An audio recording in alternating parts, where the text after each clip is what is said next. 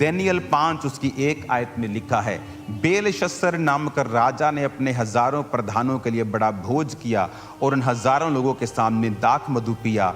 और दाख मधु पीते पीते बेलशस्सर ने आज्ञा दी कि सोने चांदी के जो पात्र उसके पिता नबूकदनेस्सर ने यरूशलेम के मंदिर में से निकाले थे, उन्हें लाया जाए कि राजा प्रधानों, रानी और रखेलियों समेत उसमें से पिए। तो ये राजा परमेश्वर का भय नहीं मानता और ये परमेश्वर के पवित्र बर्तन थे और उनमें शराब पीता है।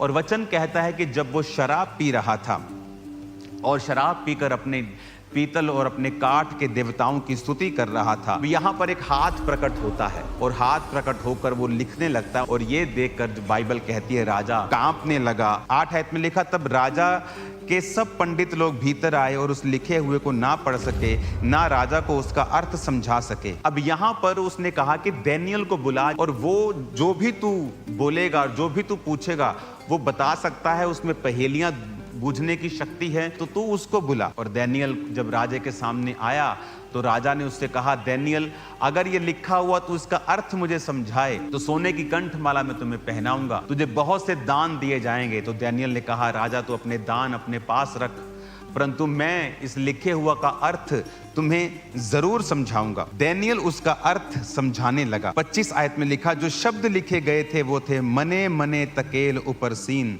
इस लेख का अर्थ है मने, यानी परमेश्वर ने तेरे राज्य गिनकर उनका अंत कर दिया है।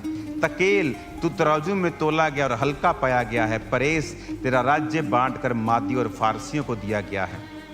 तब बेलशस्सर ने आज्ञा दी दानियेल को बैंजनी रंग का वस्त्र और उसके गले में सोने की कंठमाला पहनाई जाए। और ढिंढोरिये ने पुकार कर कहा, राज्य में तीसरा दानियेल प्रभुता करेगा। एक अविश्वासी शराबी राजा जिसे परमेश्वर के बारे में कोई नॉलेज नहीं है, और जैसे ही दानियेल उसको बताता है वो क्यों विश्वास करेगा? आपने कभी सोचा? क्योंकि उसके पास ये खबर शारीरिक रूप में पहले से थी।